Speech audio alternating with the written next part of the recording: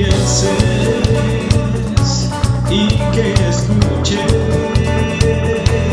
mi clamor. Si es verdad lo que tú hoy me dices, que me amas, que me amas, me asombras. ¿Quién soy yo para que en mí tú pienses?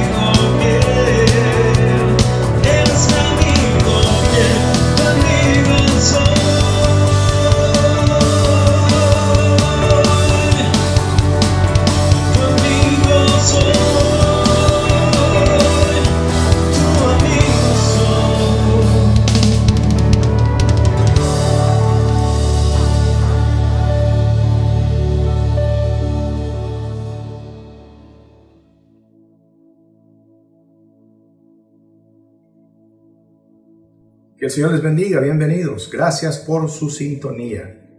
Nuestra oración es siempre que el Señor les guarde, que el Señor proteja sus vidas, la vida de sus familias y que el Señor les provea para todas las necesidades que puedan surgir en el seno de sus familias. Este domingo no nos olvidemos, por ser primer domingo del mes, 2 de agosto, comenzando un nuevo mes, tenemos la celebración de la Cena del Señor. Y después, inmediatamente después de la meditación del mensaje de la palabra de nuestro Dios, vamos precisamente a unirnos todos a celebrar el sacrificio que nuestro Señor Jesucristo hizo en la cruz del Calvario por cada uno de nosotros y a recordar con todos nuestros corazones y con corazones sumamente agradecidos con nuestro Dios por el sacrificio que Él hizo en la cruz del Calvario para redimir nuestras almas, nuestras vidas. Hoy domingo quiero hablar de un tema que es esencial para nuestras vidas y es cómo podemos evitar el caer en ese pecado grave de incredulidad. Recordémonos que es imposible ser agradables a Dios si no nos acercamos a Él con fe. Y es necesario que creamos a la palabra de Dios, a sus promesas, que creamos firme y sólidamente en nuestros corazones, que se vuelva esa palabra convicciones en nuestras vidas, por el cual guiar nuestros pasos, por el cual tomar decisiones, por el cual guiar también a nuestras familias. Y hay un ejemplo claro de incredulidad de un muchacho que era sirviente de un rey, y precisamente lo vamos a tomar como ejemplo, o mejor dicho, como un contraejemplo o un ejemplo de lo que no se debe hacer. Y vamos a ir al segundo libro de los Reyes, en el capítulo 7, versículos del 1 al versículo 2. Oramos y nos quedamos meditando en este importante tema para no caer en incredulidad.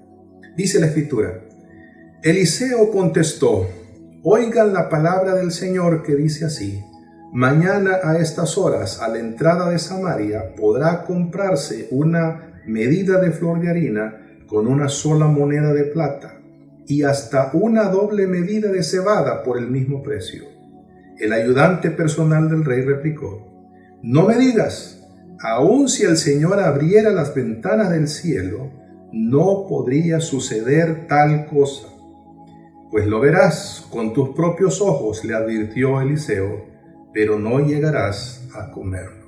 Así como estamos, vamos a pedir la bendición de nuestro Dios. Amantísimo Padre Celestial, te damos gracias por esta mañana gloriosa que nos permite, Señor, estar en sintonía con nuestros hermanos para meditar en la profundidad de tu palabra, la grandeza de tu palabra y lo que tu palabra significa, Señor, para nuestras vidas, para alimento, para alimentar nuestra vida espiritual. Permite que sea tu Espíritu Santo el que nos hable, el que nos guíe, Señor, y el que ponga ese reto en nuestros corazones, para que podamos dar fruto abundante para tu gloria. En el nombre de Jesús. Amén y amén. El pecado de la incredulidad es un pecado grave, es un pecado que no nos deja avanzar. Y no estamos hablando de la incredulidad de las personas que no tienen el conocimiento del Señor. Estamos hablando de la incredulidad de alguien que ha visto la manifestación, el poder de Dios, que ha sido expuesto a la palabra de Dios, que algo de convicciones hay en su corazón, mas sin embargo, debido a las circunstancias, se puede llegar a pensar, a creer que Dios ha perdido el control de nuestras vidas, ha perdido el control de nuestras circunstancias, y es ahí donde debemos nosotros tener ese freno para no caer en esta situación tan grave que va a venir a ser un gran estorbo a nuestras vidas en relación con nuestro Señor y con lo que Él quiere hacer para cada uno de nosotros. La causa principal o la causa raíz de que nuestros corazones se llenen de incredulidad es definitivamente el que no conozcamos al Señor. Y usted me va a decir: pastor, pero ¿cómo es posible conocer al Señor en la dimensión que Él quiere que lo conozcamos? Y déjeme decirle, es un proceso. Cada día nosotros debemos esforzarnos por aprender más de Dios, por conocer más a Dios, por creerle a su palabra, creer lo que Él revela de sí mismo y meterlo en lo más profundo de nuestros corazones para que nuestros corazones tengan paz y seguridad en Él. Y hay diferentes aristas donde se manifiesta realmente que no conocemos al Señor.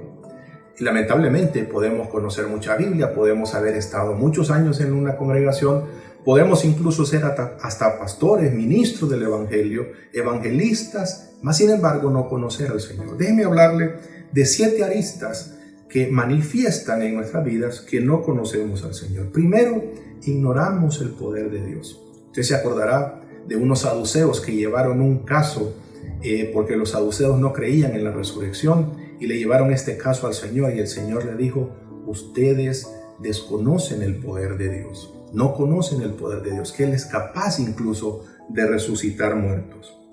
A veces también porque ignoramos sus palabras, ignoramos sus promesas para nuestras vidas.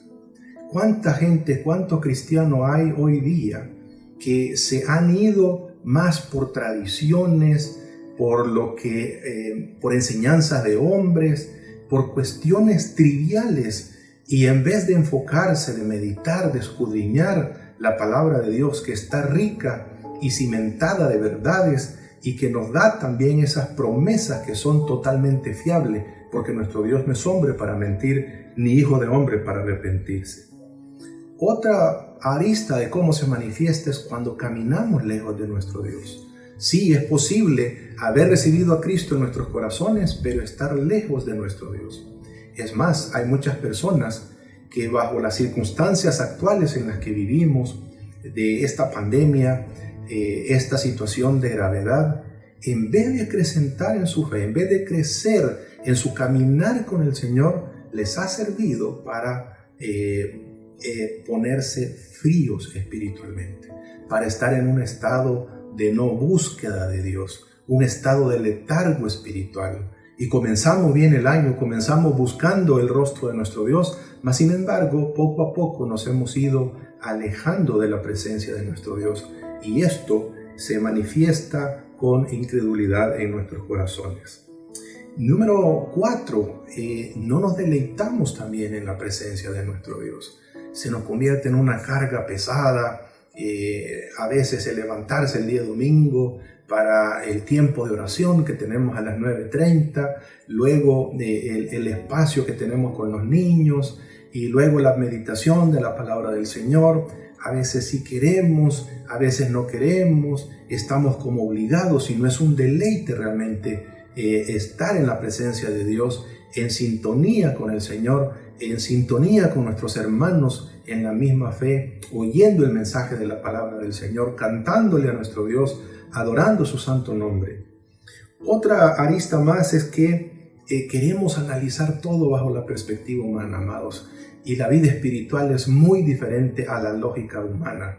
Y vemos los milagros tras milagros en la Escritura, y milagros incluso que nosotros hemos visto en nuestras vidas y en la vida de otras personas que desde la perspectiva humana pareciera una locura, pero son una realidad porque Dios es sobrenatural y no podemos limitar el poder de Dios a lo natural de esta vida. Además, limitamos el poder de Dios. Creemos que Dios es capaz de hacer ciertas cosas por nosotros, mas sin embargo, para problemas más graves decimos: no, aquí la mano del Señor no puede intervenir, o Dios no es capaz de hacer tal cosa por nosotros. Y además le ponemos más atención a nuestra realidad que a lo que Dios nos dice. Oímos tanto el mensaje de esa realidad que se nos graba, que se nos mete en lo más profundo de nuestros corazones, y basamos nuestras convicciones en esas cosas, en ese vaivén de olas, en ese desierto que estamos atravesando, y no escuchamos el mensaje del Señor diciéndonos que si bien es cierto esas circunstancias son reales, también son de manera temporal y que Él tiene el absoluto control de esas situaciones en nuestras vidas. Vayamos a nuestra historia que tomamos para esta meditación. Y déjeme decirle que en Israel, específicamente en el ministerio de Eliseo, ya se habían efectuado 7 grandes milagros a través de la vida de este varón de Dios.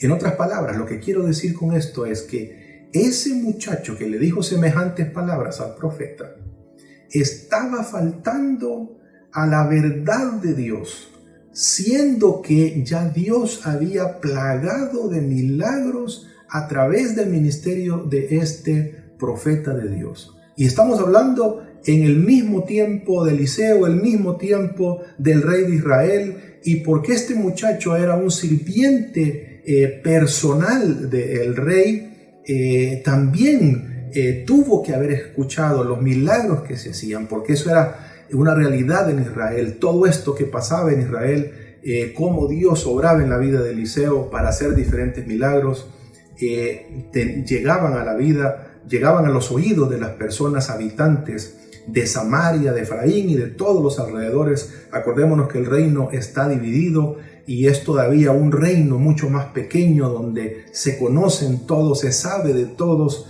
las buenas y malas noticias corren como polvorín por todo ahí, y por eso es tan grave la falta de fe de este muchacho, siendo que ya había escuchado, ya había oído de los milagros que Dios había efectuado a través de la vida de este hombre. Y hablemos de algunos milagros, no podemos hablar de todos ellos.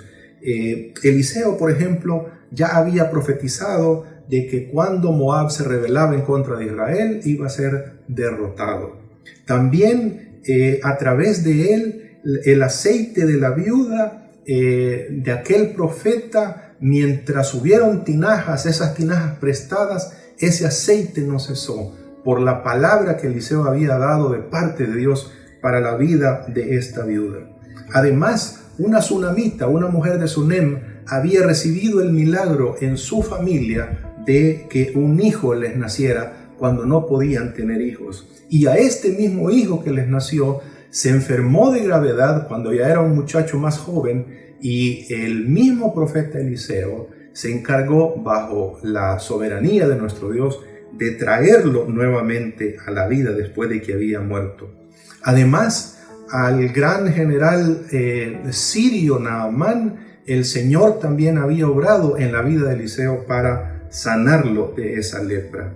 Y otra situación es que una vez estando los hijos de los profetas cortando árboles cerca del Jordán, del río Jordán, habían prestado un hacha, y esa hacha, uno de los muchachos que la estaba usando, la hizo caer dentro de ese río, que para entonces era un río más copioso de lo que conocemos ahora, más profundo de lo que es en la actualidad. Y Eliseo, de una manera milagrosa, hizo que esa hacha saliera del agua y flotara para que este muchacho la pudiera tomar y no tuviera ningún apuro de dar una mala respuesta a aquel que se la había prestado, sino regresársela con integridad. Y así, 7 milagros que Dios había hecho, incluyendo el milagro de cuando los sirios quisieron sitiar a Eliseo, porque Eliseo era la fuente de información que venía de parte de Dios, para que cuando los sirios quisieran hacer guerra en contra de Israel, y Eliseo daba las coordenadas de qué se tenía que hacer, por dónde iban a entrar, para que esas invasiones no tuvieran efecto. Y en cierta ocasión, el rey de Siria manda a su ejército a rodear a Eliseo, y la escritura nos dice que el siervo de Eliseo tuvo mucho miedo, y que fue el Señor el que abrió los ojos de este muchacho para que viera que eran mucho más los que estaban con ellos, carros de fuego de parte de Dios, ángeles alrededor de la casa de Eliseo, alrededor de los ejércitos de Siria, y que para mostrarle la grandeza del poder de Dios para con sus hijos.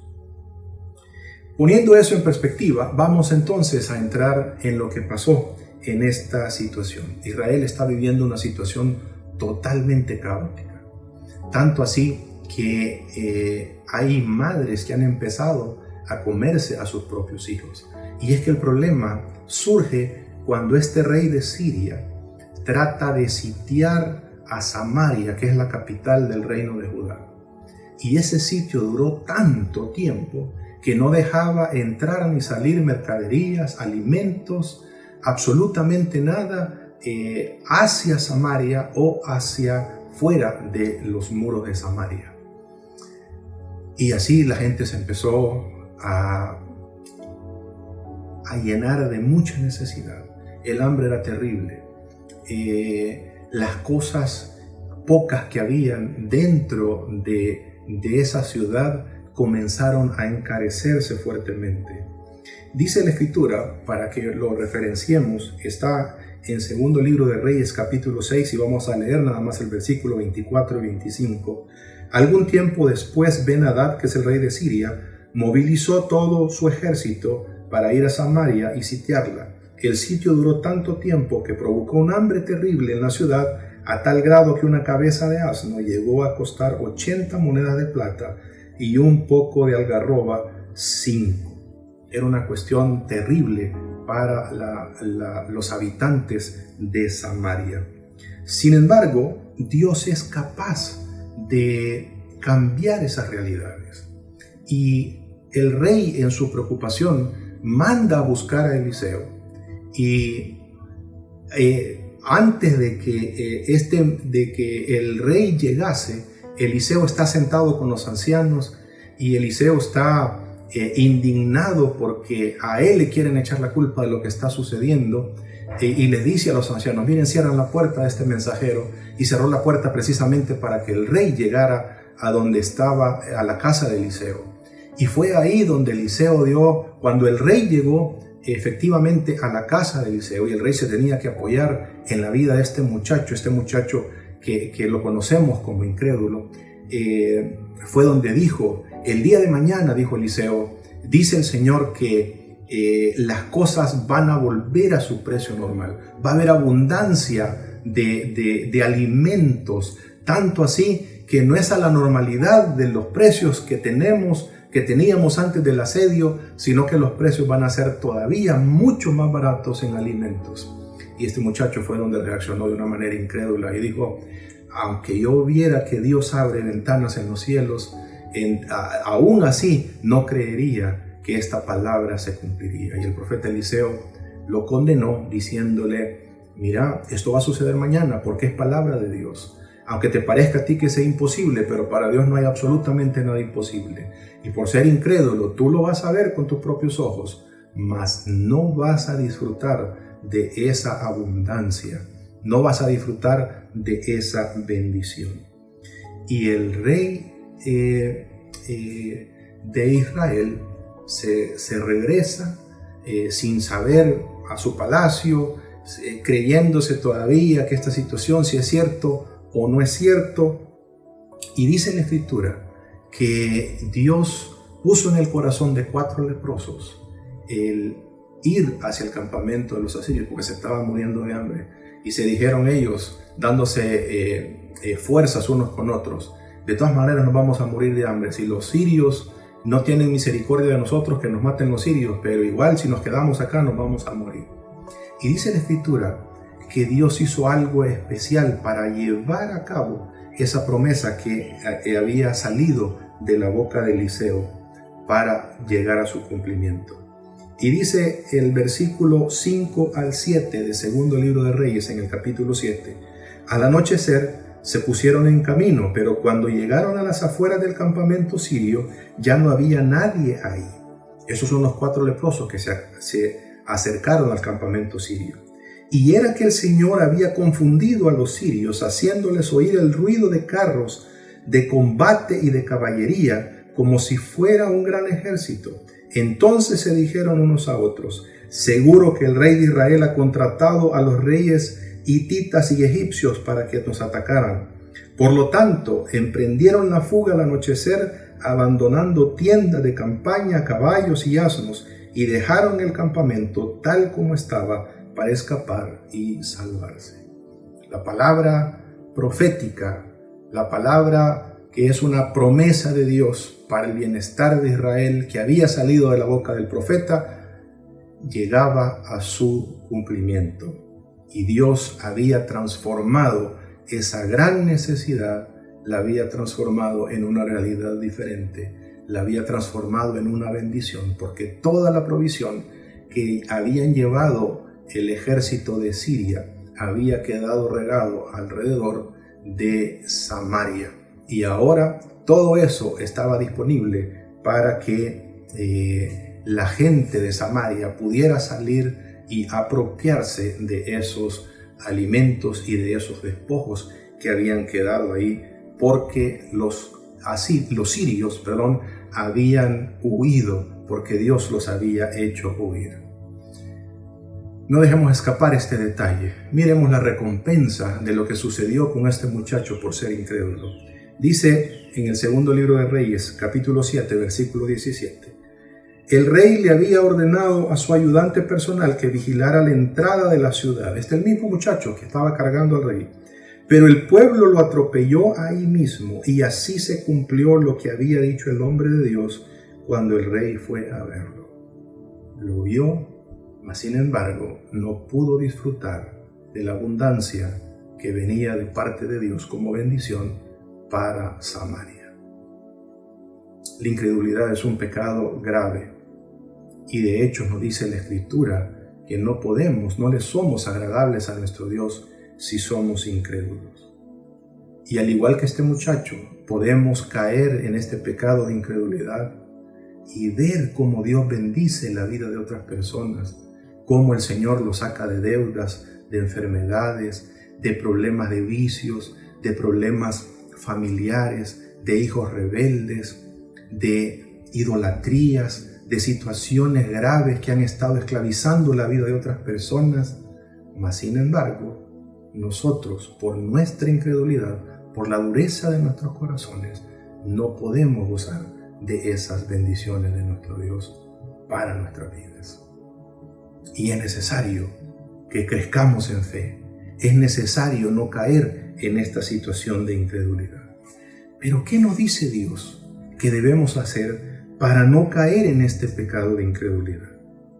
Y lo primero a lo que debemos estar expuestos los hijos de Dios es a escuchar, a oír atentamente el mensaje de Dios para nuestras vidas. Amados, nuestros corazones deben ser como esa tierra fértil que anhela esa semilla que viene de parte de Dios para nuestras vidas.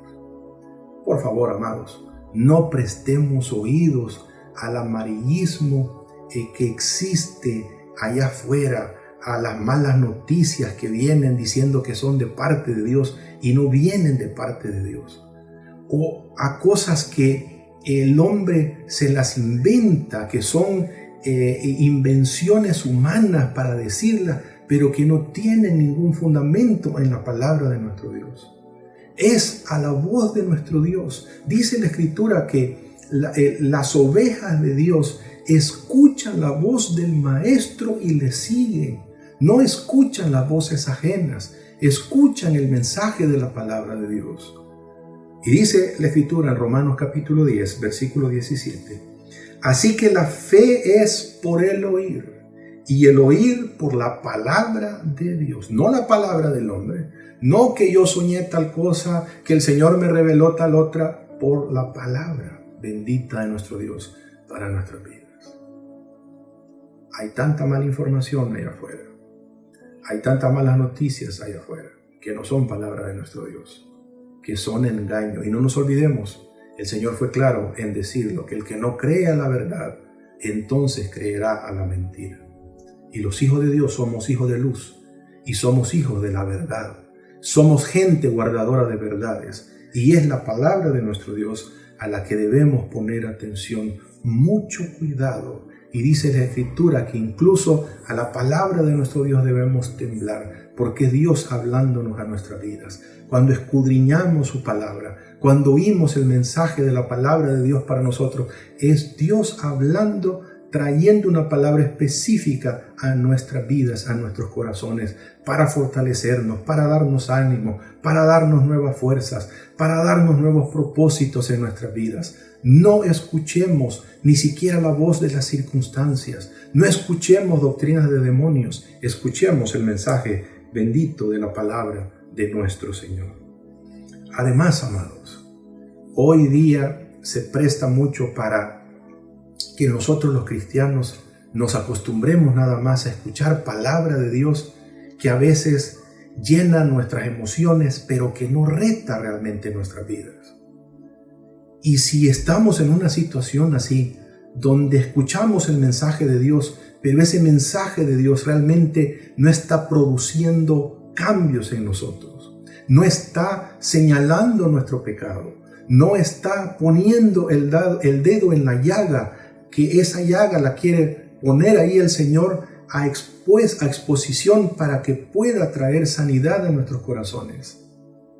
No es lo bonito de la predicación del ser humano, ni siquiera la exposición como tal, como decía el apóstol Pablo. No venimos nosotros, con términos humanos, con gran elocuencia, sino con el poder de Dios, para que Dios en todo sea glorificado. Y escuchemos ese mensaje que reta nuestras vidas, y aceptemos el reto para hacer cambios en nosotros. Y dice la Escritura en Hebreos 3, versículos 12 y 13, y esta es la tercera vez que en diferentes domingos el Señor trae esta palabra para nuestras vidas. Mirad, hermanos, que no haya en ninguno de vosotros corazón malo de incredulidad para apartarse del Dios vivo.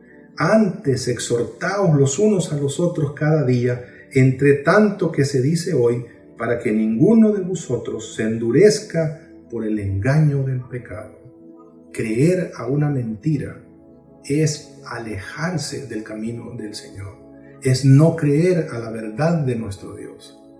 Y si solamente nos quedamos con ese mensaje parcial de bendición, de prosperidad, pero que no rete nuestras vidas, que no genere cambios en nosotros, que no cause a nuestros corazones esa tristeza que dice la Escritura, que conduce al arrepentimiento, entonces estamos oyendo y gustando nada más de un mensaje de Dios que es totalmente parcial. Por eso dice el escritor de Hebreos: exhortaos unos a otros, para que esa incredulidad que ha venido a los corazones sea bombardeada, que sea minada, para que la palabra de Dios pueda meterse en el corazón nuestro, y metida en el corazón nuestro, entonces vamos a vivir y vamos a practicar esa palabra.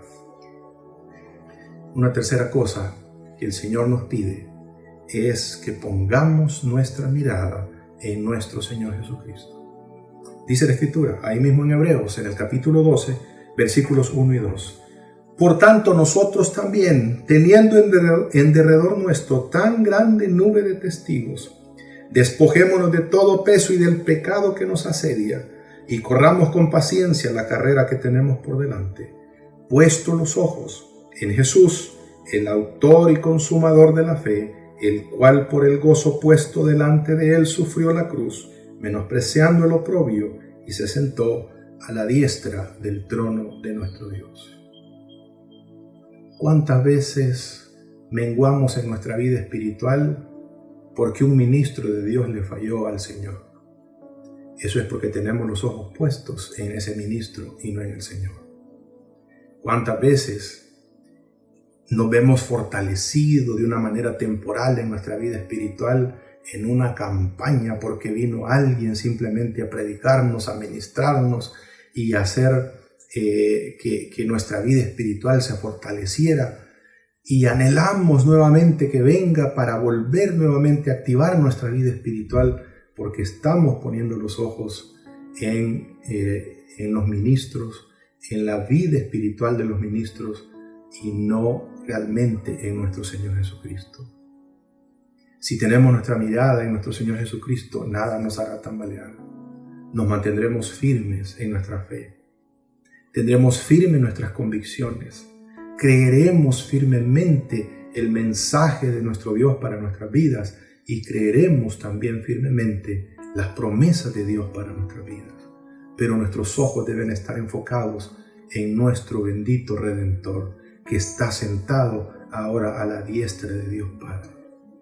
Y es ahí donde debemos enfocarnos, para, si cojeamos hacia la izquierda o hacia la derecha, tomarnos nuevamente de la mano del Señor para seguir en este camino de obediencia, en este camino de paciencia, para esperar el cumplimiento de las promesas de Dios en nuestra vida, porque no tardan en llegar a ese cumplimiento. Pero Dios quiere que con nuestra paciencia probemos nuestra fe, le demostremos a Él que creemos sus promesas y creemos en Él. Y termino con este pasaje, que lo hemos mencionado ya un par de veces, pero una tercera vez es reiterativo para que se cimiente en nuestros corazones. Y dice Hebreos capítulo 11, versículo 6, pero sin fe es imposible agradar a Dios, porque es necesario que el que se acerca a Dios crea que le hay y que es galardonador de los que le buscan. Crezcamos en fe, escuchemos el mensaje de la palabra de Dios, pongamos atención a ese mensaje, permitamos que el Señor hable a nuestras vidas y que cambie lo que tenga que cambiar en nuestra mente y en nuestros corazones, en nuestros pasos, en nuestra manera de decidir, en esos rumbos y pasos torcidos que a veces tomamos, que Él los enderece y nos venga otra vez a cimentar en la roca eterna que solamente es Él. Y pongamos nuestra mirada en nuestro Señor Jesucristo. Y así vamos a caminar siempre firme, en fe, sin dudar, sin desviarnos, sin que ese corazón incrédulo surja en nuestras vidas, porque tendremos un corazón lleno de la palabra de Dios, lleno del amor de Dios, lleno de la misericordia de Dios y lleno de la bendición de nuestro Redentor. Que el Señor les bendiga. Este tiempo de reflexión ha concluido y su propósito es enseñarnos a vivir una vida disciplinada y exitosa, pero sobre todo que conozcas a quien te creó, te cuida y te ama a tal punto que fue capaz de dar su vida por ti. Si hoy deseas entregar tu vida a Cristo, haz esta sencilla oración con fe. Padre Celestial, me arrepiento de mis pecados y de vivir lejos de ti. Ven a mi vida, te la entrego sin reservas. Hazme una nueva persona y ayúdame a vivir para tu gloria. En el nombre de Jesús, amén. Si has hecho tuya esta oración o quieres más información acerca de tu decisión, escríbenos a info@puertadesperanza.org.sb. Será un gusto saber de ti.